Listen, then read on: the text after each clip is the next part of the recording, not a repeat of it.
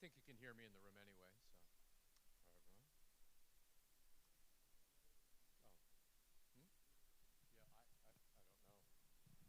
Oh. Yeah, I don't know. Can can can you hear us online? No. Maybe. Can you hear us now with the microphone online?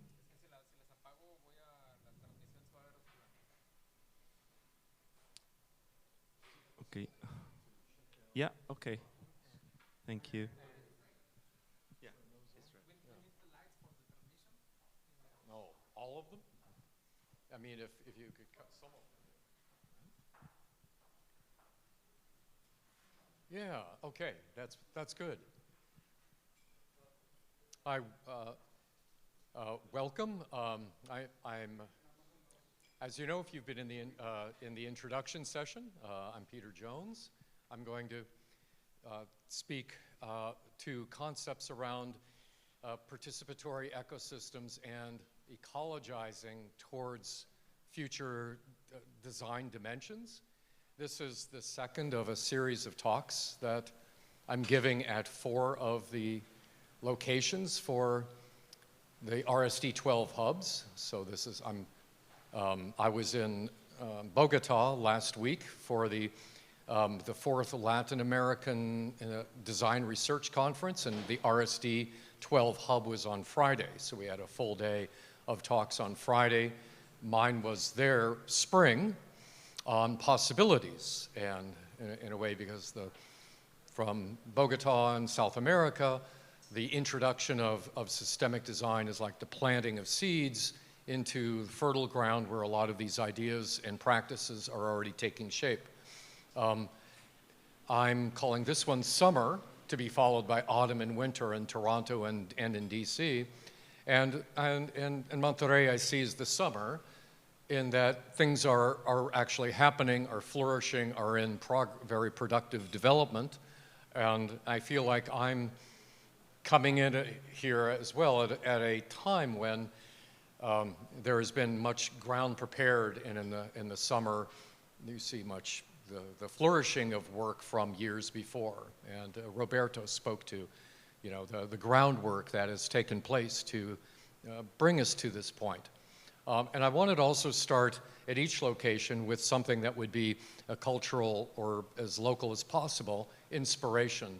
And for me, either a poem or a person who brings that inspiration to mind. And Octavio Paz had a short poem on which I think relates to the partnership aspects of participatory ecosystems, or of our engagement with each other. And if I may attempt to speak, this is kind of brave for me because I'm a new learner in Espanol, but I love this poem, and so I'll attempt to read it in its native language. Hermandad, soy hombre, duro poco y es enorme la noche, pero miro hacia arriba, las estrellas escriben sin entender, comprendo. También soy escritura y en este mismo instante alguien me deletrea. And so I feel that helps bring together the different relationships and partnerships in the entanglements that I'm part of. So I wanted to point to some of the ecosystems in which I'm entangled or have had some contribution to, or that I'm recognized in. I'm not going to speak to all these, but just to get an idea of the connections between as I'd spoken earlier about the development of RSD, the Systemic Design Association, but also the universities that I'm working with and the organizations that have developed out of applied research from the systemic design perspective. These include in healthcare, the Circulate Health. So I teach in a graduate program that we started of Design and Health, Master of Design at OCAD. And we're developing tools and practices for the translation of healthcare guidelines to prevent cardiovascular disease and risk, and continue to work with students in this platform, in the Flourishing Enterprise Institute, which works, does research with enterprises and municipalities, and develops their practices for ecosystemic development and strategic planning and the development of leadership within cities. And that's within Canadian municipalities. And Bounce Beyond, which was a strategic social enterprise incubator, if you will, and strategic advisory, and Regenerating Toronto, and then the Systemic Design Toolkit and these others. So also another inspiration, and I think that the words of Buckminster Fuller here also relate very closely to Manuel Manga's talk, and just this kind of a vision for flourishing from, in his case, the early 1970s, of the world game, to make the world work for 100% of humanity in the shortest possible time through spontaneous cooperation without ecological offense or the disadvantage of anyone. And so it's very similar to the way, as a designer, he was a system level, systemic designer, and we often don't think about Fuller's contributions enough, I think, because we don't, the Buckminster Fuller Institute is now, I think, also moving in a direction that's consistent with this. In fact, their new leader, Stuart Cohen, is a former co-founder of the Bounce Beyond group that I mentioned before. So these connections continue to come up so many times. The interconnections and relationships that we have are so entangled that I'm not surprised anymore. So I want to speak to the contributions of Tec de Monterrey as well. I'm seeing with the development of the advanced design agenda in the progressions of advanced design over the last 5 years or so. There's a position for participatory ecosystems from the article by Roberto and Valentina, Geographies of Design Innovation, about an organic, meaning developed here, Mexi-futurism, proposed as a pathway to connect rich cultural traditions and design-led innovation, creating the conditions and platform for cross-cultural dialogues in evolving design culture and design practices in academia and regional innovators for institutions to participate. That says it, I think, better than I could in terms of what I mean by participatory ecosystems in practice and how we would work in design. And from this image, from the article, there are a set of principles, and they're kind of flow together, kind of breaking out how those principles flow into this vision from transdisciplinary, post-disciplinary concepts in advanced design. So they're decolonial practice, intersectional application, collective creativity, humanistic futures, human body interaction, planet-centric design. And I want to translate those to other studies and models that I'm working with, and one crossing that came to me, and I use the word crossing in the kind of Latourian sense, that is taking one set of principles in another model that may have different values, but those values together might give us something more rich. And so that if we're considering new design values that come from the advanced design approach and from this organic Mexi-futurism even, and moving in this direction, I will retrieve from my doctoral work from 2000, had some development and basis on value-sensitive design, and I had an application of that in my work in my PhD work on embedded values in innovation practice. That was inspired by this model from the University of Washington. And so this goes back to the 1997 or so, and the early work by Batya Friedman, Peter Kahn, but they still have the lab and these orientations. And so their model asks us to translate in any system that we are assessing values, the stakeholders, the pervasiveness, that is how pervasive the system has developed, and then time, over how long of a time, and how this can also be a way of critiquing any artifact, any system, any community, and our design applications. And it can also be used as a model for forward-thinking design. And so I'm going to point to a very recent study from one of my graduate students from the Design for Health program, who integrates really all of these visions, values, in a study that just took shape out of systemic design in healthcare, without thinking about those values in particular.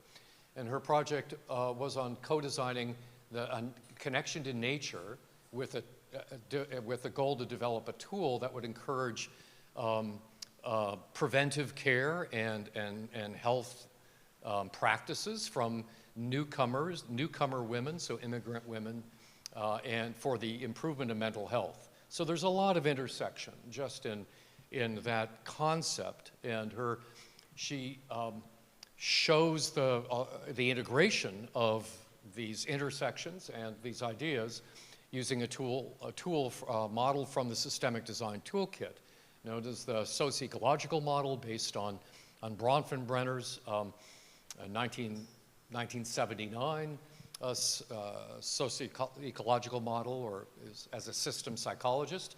And I've adapted that as a design tool for being able to represent ecosystems and complex social connections and arrangements. And so she has actually added to the tools. This is something I would also encourage my students to do, is these tools are starting points. They are templates or canvases for the expression, for learning these models and then expanding on them. So she expanded on it with, so in the center, the immigrant women's concerns and their life world. And then from a micro, meso, exo, macro, and bio system, each of these are expansive levels that she very clearly defines, from the microsystem, which in Bronfenbrenner would be your family and your closest friends. And it's developmental. It's conceived by Bronfenbrenner as that a child grows into adulthood and develops and learns each of these social systems as they navigate. And so she has done that with the experience of immigrant women to mostly South Asian in Toronto, in a very large city, but that are very interested in exploring nature and also getting a sense of rootedness and connectedness in the community. So there's ethnocultural, community practices, their neighborhood selection, but also religious identity, finding community centers. Their organizations in the mesosystem are maybe more culturally connected for some of them than either, but also the workplace and school, and then expanding from there. I wanted to just talk through that model a bit because, the changes, she has made other changes to that. In fact, we've published that model. I liked it so much, it's in the new edition of the Design Journeys Through Complex Systems book, which we had Crystal Van Alen and I had the opportunity to update. It doesn't say a revised edition, but it's probably 20% revised. If you don't have the book, now you would get the new one. I want to speak to another project with other graduate students that we collaborated with, a group of these new bioregional learning centers that are showing up around different parts of the world. And a lot of this concept has been especially advocated by Joe Brewer, who's now from the US, but now located actually in Colombia in the Barichara area, developing the bioregion of an area that has had truncated rivers, submerged rivers and creeks and water systems, and has had some ecological degradation. And the bioregional movement, if you will, is to reclaim the primacy of the natural ecosystem in different large space natural ecosystems. So Joe Brewer was just also up in in Toronto in February this year and helped kick off a bioregional program or initiative with a number of different ecological interest groups, including our Regenerating Toronto, that are now participating in the Toronto bioregion. But an earlier project, the Bioregional Learning Center of South Devon, UK, we developed a synthesis map, which I won't go into detail, but you get the idea of the concept of the fiber shed, which is, they describe as a soil-to-soil circularity of the development of local fibers from sheep and leather and potentially other grain-based or other fibers that, not cotton, but that's not in the UK, but that are localized and indigenous to the land, and that high-end clothing that will intervene in the fast fashion cycles and instead bringing these very slow fashion, slow product development that are desirable because they come from the local soil and local crafts and have been created by local designers and that are made available in a local economy across the UK with a theory of change for intervening in fast fashion with these slow fashion ideas. So this is just part of a much larger synthesis map that we developed for them. And then just briefly, this one on consumerism, which we also use, that I think also integrates these same values. It's an intervention into on the psychology of why people buy products and are retail addicts, and the whole map is also, again, would be wall-sized, and you can just get an idea. These gears look very small on the full-size map, but this is the section that gives just an overview of the systems view of consumerism. These types of synthesis maps are developed by our students as a visual representation, expression of the research that they do, and first of all, learning systemic systems thinking models, applying them in a designerly way through systemic design integration, that is of design and systems practices, and then towards values and goals out of the research that can express these future visions as kind of roadmaps. So I'm saying, are they not only design values, but system values? And so relating, again, the values from, the design values from advanced design also translate directly to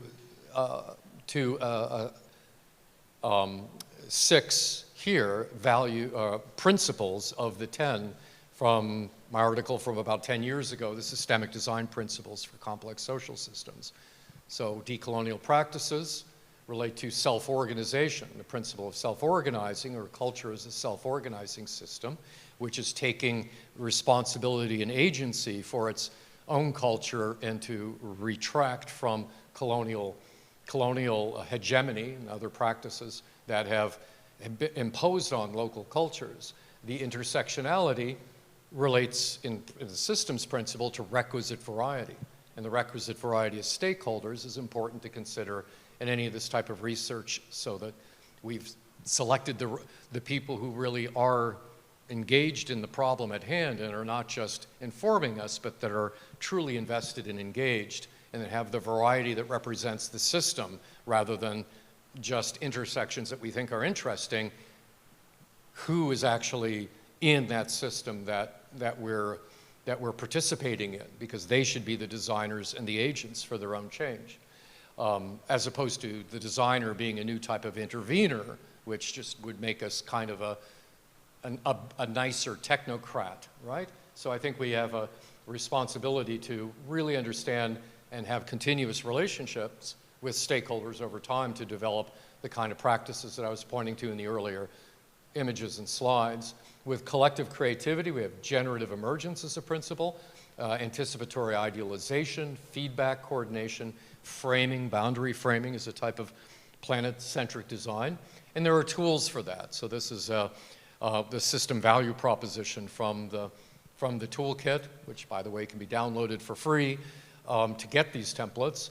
And this expands the thinking on what a value proposition actually is, how it's composed, and what it could be used for. And so this is essentially how a systemic project provides value that then a team of people could construct value offers on individual, organizational, or ecosystem and societal levels, just simply put, and across these domains of economic, ecological, social, and psychological. And again, my students often change these too when they learn them, once they realize kind of the goals of translation and speaking to them. And I'll point to just quickly how it might be used in creating a value concept which could lead to taking some of the ideas in those levels and dimensions and constructing a value system level value proposition. And this is actually an important concept for working with enterprises, organizations, or cities even, because they do have, especially if they're trained in business, this idea, they do understand the concept of how they're responsible for providing, supporting, and creating value, even if they aren't designers. And so I think in some of the examples I've described, could look at a societal level that we're oriented with the intervention in consumerism, the slow fashion, and the immigrant women's project are a new economics, an ecological economics that's integrated with the society and the culture, and that benefits them at a societal level. And at the organizational level, we can define their future direction as a business or a policy model. That is, we have a lot of this thinking started with tools from 10 years ago on the flourishing business model, which was also inspired by John Ehrenfeld, the concept of flourishing being that strong sustainability is a very hard concept for people to understand. And we translated strong sustainability to flourishing because that is what we want to sustain. And so you can create business models that will translate that value. And then, for example, on an individual level, how people may respond to alternatives. Now, if we look at then some of the examples from advanced design and in the tech context, we could say in an individual level, we can be training system leaders. And organizations, for example, Ciudad Mexico, anticipatory governance. So this example in the article would be at an ecosystem, but also very large societal level in the Mexi-futurism design might be. So we can combine elements of different value constructs to provide a direction for future value to be developed. So I want to also relate the El Diseño que Viene, the design to come, the more recent article or publication from Roberto Iniguez and multiple authors on the evolving ecosystem in systemic design here. And that I think from reading that work and the other works, there's a translation well to the categories that have developed in the research themes that we're seeing in systemic design. And I'm not saying these aren't the only ones, but for those that are presenting at relating systems thinking and design, over the last 12 years, we've seen the development in a lot of these, or in these areas. I think they're really, even though these are a smaller number of articles, these are architecture, planning, culture and society, economics. These are key drivers underlying a lot of the scientific theory and the contributions to the design practices. And also, we aren't using design categories, industrial design, graphic service design, in that all of the disciplines of design can be adapted within, that's part of this advanced design or systemic design, that a design for a complex system may entail multiple services and products. They can be connected or used as part of the ecosystem. And so so all of the design disciplines may have a contribution to mixed methods research and systemic studies. And all of these involve complex ecosystems to some extent. And so an example of those categories too, again, the entanglements that I described earlier. I'll just point to some others that come from, that are either reported on or have been presented at RSD in previous, over the years. So in architecture and planning, one of the more interesting projects is the development of a kind of new eco-village within the high Italian Alps of the Monviso Institute, led by Tobias Lute, who is from ETH, but now at Oslo School of Architecture and Design. So at RSD 7, we had a retreat, or an advance, I guess, and not a retreat. We went up the mountain and not down to a place where you retreat. And we, stayed and we held a post-conference we called the D Conference at Monviso. And so these types of new kind of mix of institute, of ecological or ecosystem intervention and learning, training, and development groups. So they're training students and young people in ecological building and land stewardship practices in fragile ecosystems.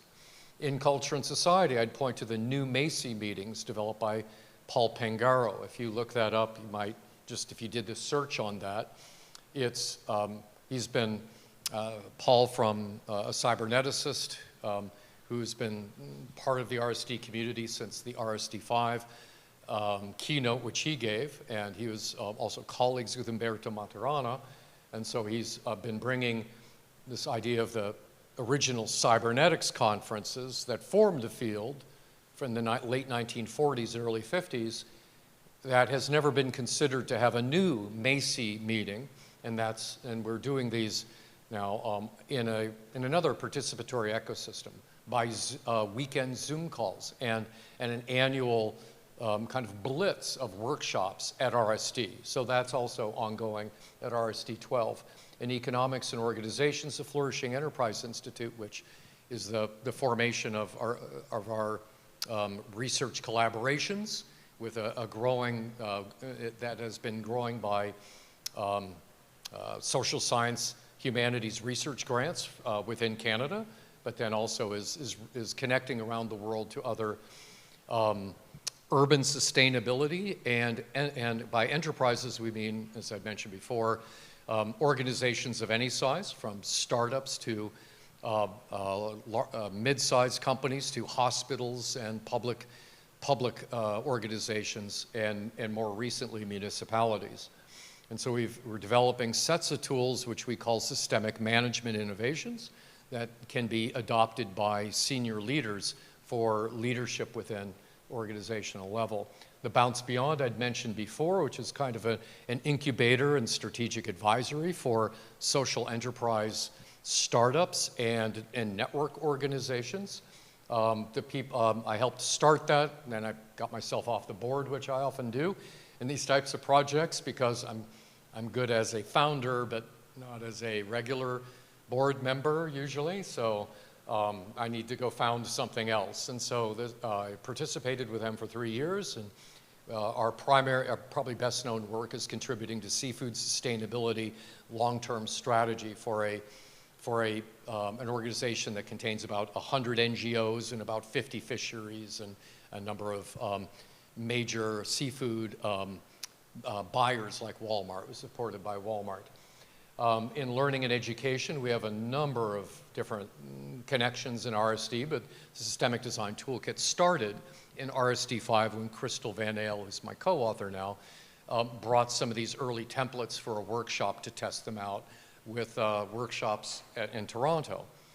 I liked what I saw, the development of them. I thought they would be good teaching tools as well as consulting tools, which is what she uses them for primarily at Nauman, the design firm in Brussels, but also Harold Nelson's Design Flight School, which is also a novel platform that is just starting up for training people everywhere in systemic design. In the Service Design College that Crystal and I work with, we've been doing online training with a very successful, productive platform, as well as, of course, the universities. But these are kind of like startups that are being trialed and then reported or connected to RSD. Health and well-being, there's more than Circulate Health, but I did mention them before, or that, which is like Flourishing Enterprise Institute, except within healthcare communities. And in socio-ecological design, I'd mentioned Regenerating Toronto. This logo is actually based on Paul Hawken's regeneration movement, which is developed out of the Drawdown book, which he started with. So we've started with Drawdown Toronto, and Paul, and we were the first to have a local drawdown education program within a city, and then it followed. We were moving towards regeneration, which is what Paul Hawken was also doing when he left the kind of scientific models of drawdown, realized we needed more action and engagement in climate and environmental action that was not protest-driven, but was solutions-driven. And so we have these local regeneration. When you see that blue logo, that's what that is about.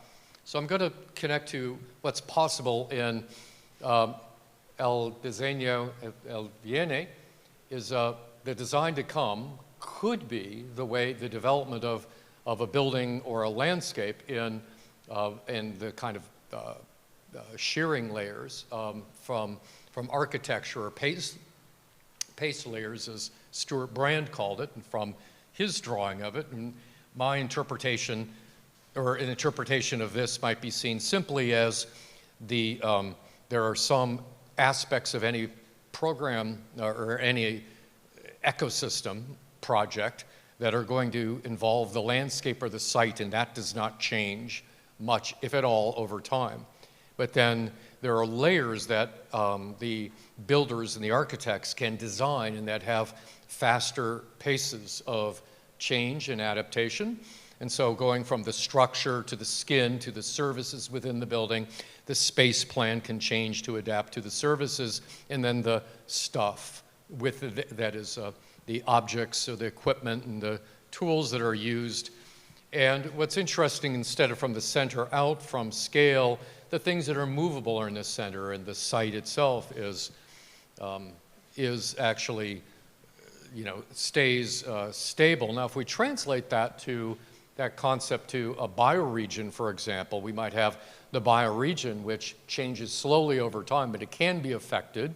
And the whole idea of the Anthropocene is that we are affecting the bioregion, and the biophysical stocks are also, long-standing constituents within the bioregion. But we also have settlements, which can grow, and they can be changed to create more parks, but they are a slower pace. The ecosystem services are an adaptation of the contribution of biostocks, such as creating more shade and the different uses of water for cooling and for cultural services. Within settlements, those can be adapted, and social systems can come and go, but good ones last a long time, such as the organization of the city itself, the leadership, and in the settlements. But the cultural objects can also come and go, but the media might be very fast-paced. And so this is just to give it an idea that the pace layers may not look like a building, but there may be layering of the ecosystems that we're working with that may also, that's again when we look at these kind of nested template models that we use in the systemic design toolkit, the socio-ecological model is one that actually represents most of those levels to some extent, except not the biophysical stocks, but the bioregion is the bioecosystem here. But there's also another tool for this that helps people in planning teams and in organizations answer the question of, well, okay, then what do we do to move towards, our vision, the agreements for planning? How do we organize? And We've got a new tool for that that was developed in our recent research that we've started to use. And this is just an image of how the canvas looks. And it's ecosystem governance tool. And so it's helpful to construct the construction of different core, from a core planning team, which there always is going to be. But it helps you also represent between local and global and other dimensions the requisite variety in the representation of members of the core, of the advisors, of partners, of different resource networks that can contribute and can move these projects into. So it's about organizing social systems and change groups that might be connected. And then you'd have cross-sections of different working groups or teams that work in that area. The earlier tool a bad tool for doing this is the business model canvas from Osterwalder and Alex Osterwalder and Yves Pigneur. So in 2007 to 2009, when I was first in Toronto, actually, we weren't able to, we all agreed this was cutting edge, this was the thing. Alex, who's Swiss, was actually in Toronto when he developed this and was working with our local innovation community in the way that ecosystems work. The designer for the book, Alan Smith, led a small design firm in downtown Toronto. So I was hanging out with them because I was new in the city and finding all these people. And so this really was developed, it was first taught and used at OCAD in our business model innovation course in the Strategic Foresight and Innovation program. I didn't teach it, but I actually did buy all the books when they were first published for our second cohort, which were the original handcrafted book, which was a beautiful book. We used the PDFs in the first year for this anyway. What we didn't realize at that time, which is typical in a lot of, even in systems thinking, that when we see a new model, we're kind of colonized by the concepts because we're learning it, and we didn't really realize at the time that we're going to be developing startups that create a business model for profit that has no environmental impact model, we realized it was weak in terms of expressing the value chain or societal relationships where you had channels or stakeholder customer segments, but this is very much business and marketing language. And so my colleague Anthony Upward from York University showed up one day at one of our regular monthly dialogue sessions and showed me an alternative to this that expressed the new business model direction. So he wasn't yet we weren't talking yet in 2012 about circular economy, collaborative consumption, regional mutualism, but we were thinking about some of these kind of new business models, social startups, but also ecological business models, and we were inspired by, or Anthony, as an ecological economist, inspired by especially interface carpets and Patagonia and companies like that. And so the flourishing enterprise concept, this is from a presentation at RSD as a sketch note from it, gives, shows just a lot of these concepts that are now much expanded beyond something like the business model canvas. So so in the flourishing enterprise, what flourishes, society, nature, the ecosystem, how's the value constellation constructed, what desires do we have in the society and the culture, what aspects, can we model and change? And the tool for that has changed a few times since it was first developed in 2014 with some graduate students that had good design skills so we could help the economist who didn't have those design skills, and we've been collaborating ever since. And so this is actually from my graduate who's continuing to work with the development of these tools in her research at Georgetown College, where she heads up social innovation. So we use a policy version of the canvas, which is a representation of a business model, of flourishing business model, which includes a boundary of the firm, of the needs of society and the needs and contributions of ecosystem stakeholders. and their value.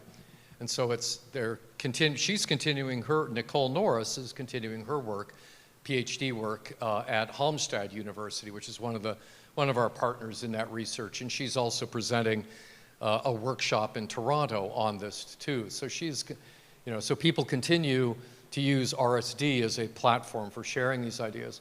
So one version of this, there was a different version you saw in the picture of a workshop where it was being used just this summer. This is where I've used it.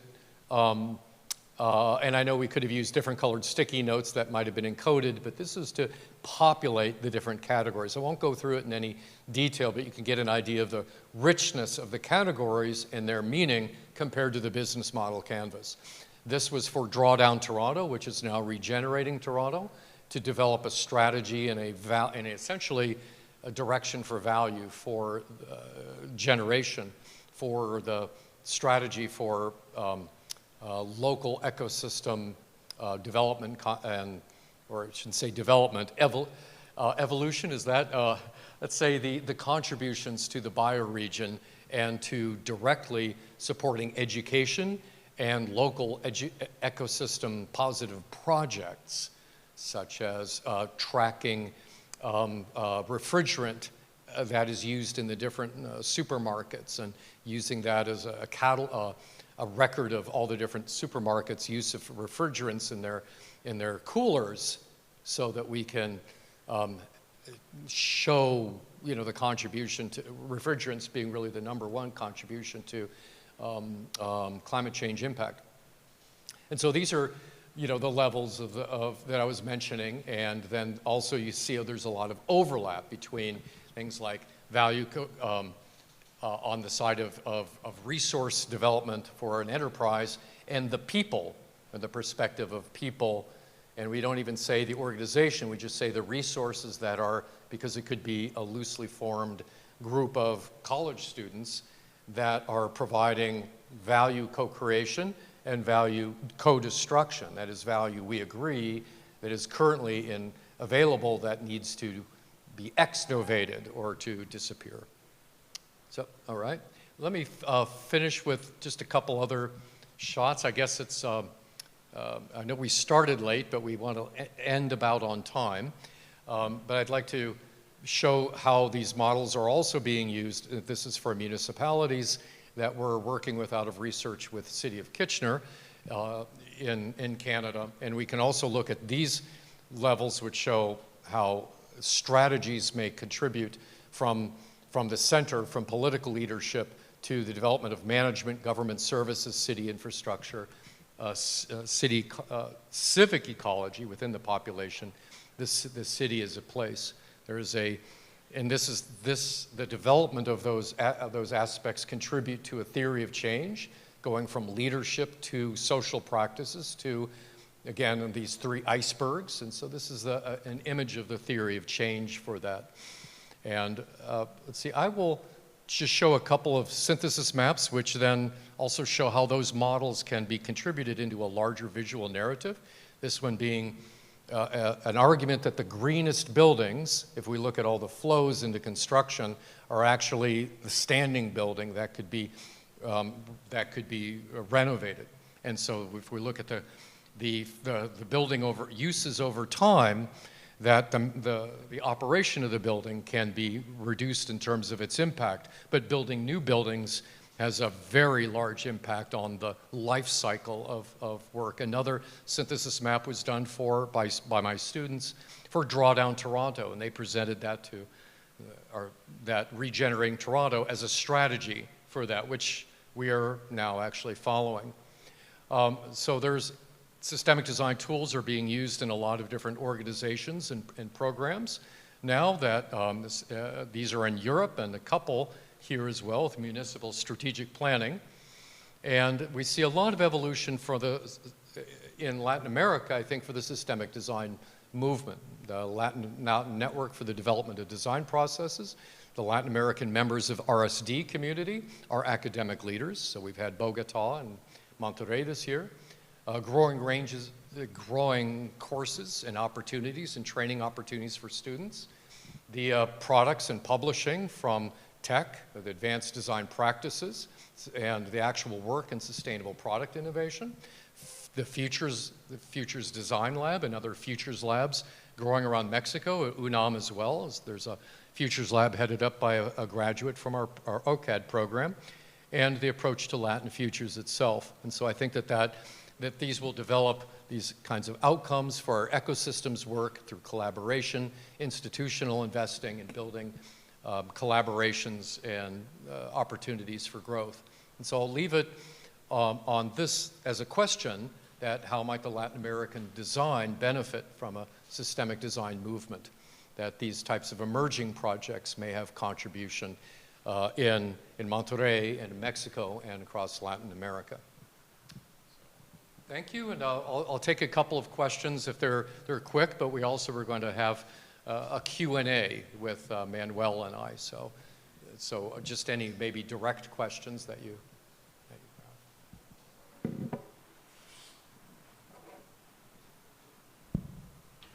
Anyone have a question? Or I could go back over a slide.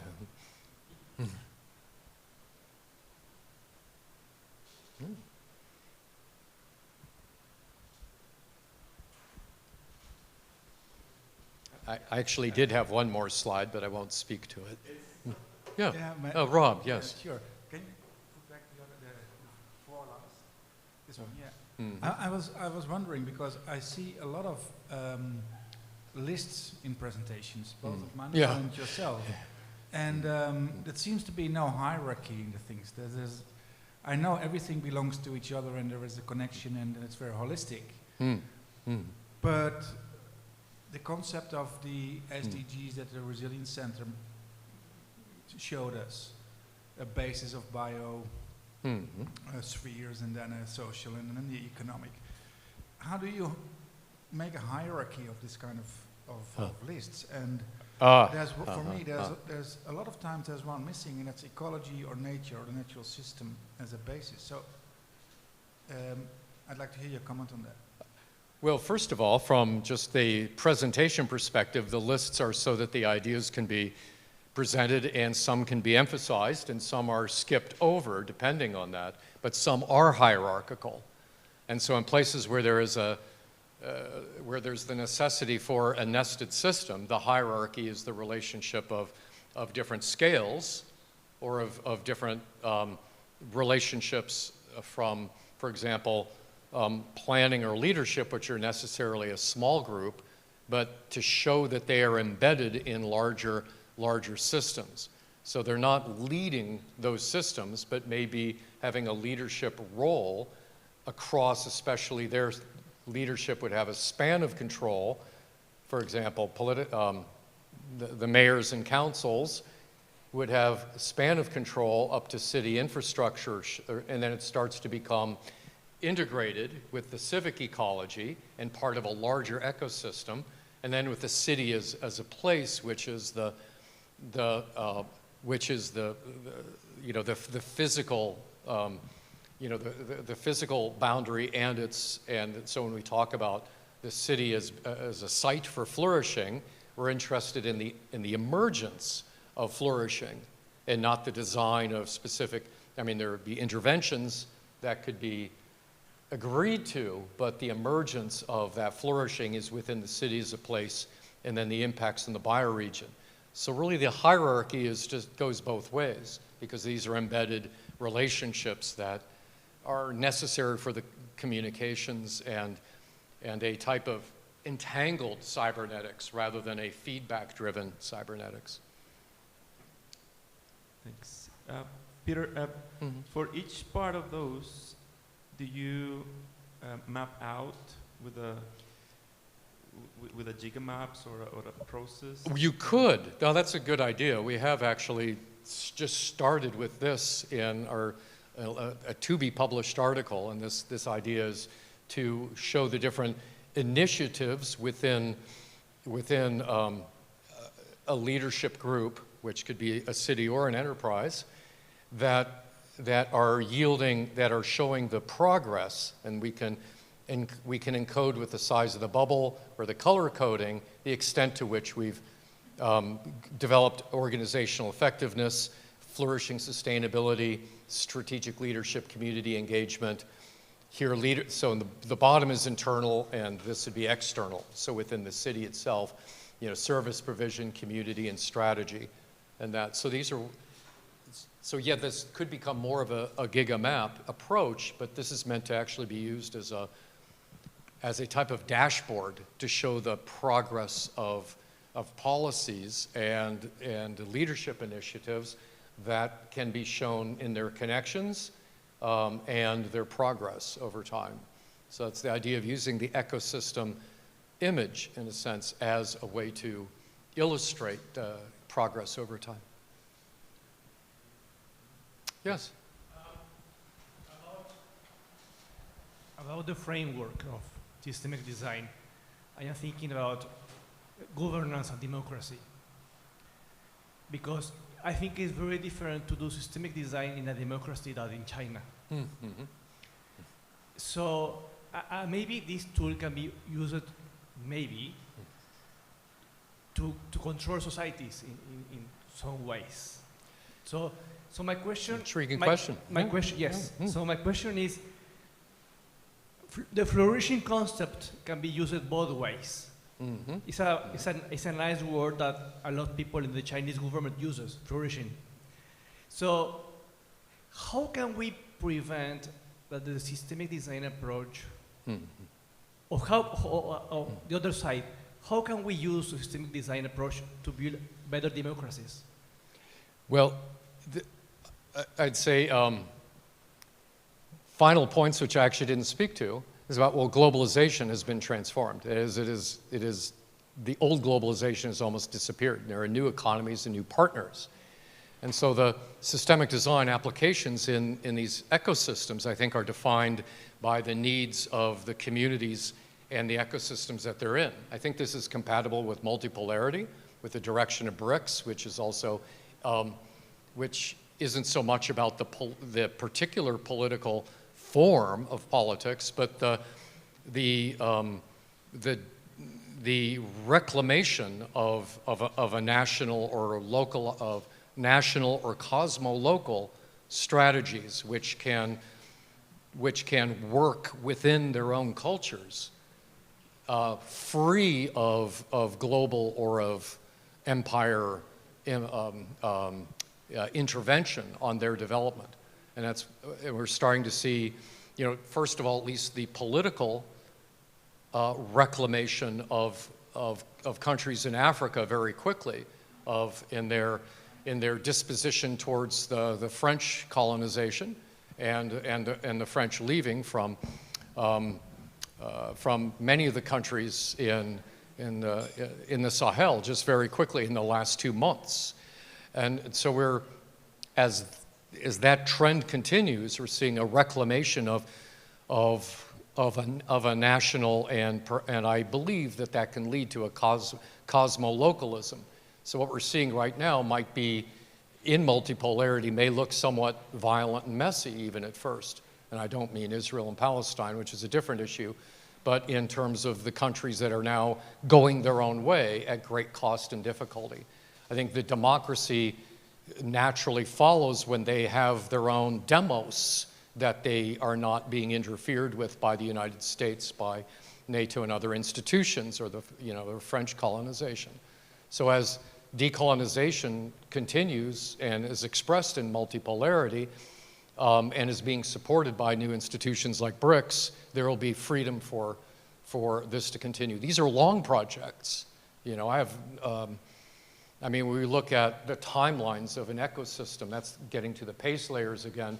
This may be a 10 or 20 year project for some communities in some countries, for sure. Thank you, Peter. I think we run out of time. We only have like 5 minutes for break. Questions with, yeah. I think we need to stop. Oh, I thought we had till 10:30 or 11:30 for the questions. No, we started the panel at 11:30. Sorry. Okay. Yeah. No, we did start a little late. Yeah. So okay. We can have Thanks for the a questions. short break, 5 minutes, then to start the panel. Thank you.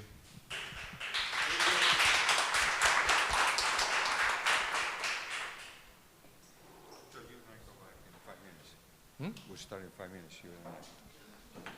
Oh, no, we're not going to have the Q. Oh, no, no, Q&A. right now. Yeah, this is going to the next panel. Yeah, and then we got. So is the panel in here? Yes. Yes, okay, that's right, yeah, yeah, yeah, No problem. So, yeah. So just the agenda. Because is- they've got an hour and they need to go to So they're 12:30. gonna do that. Should I do the interview? Do I have time Yeah. to do?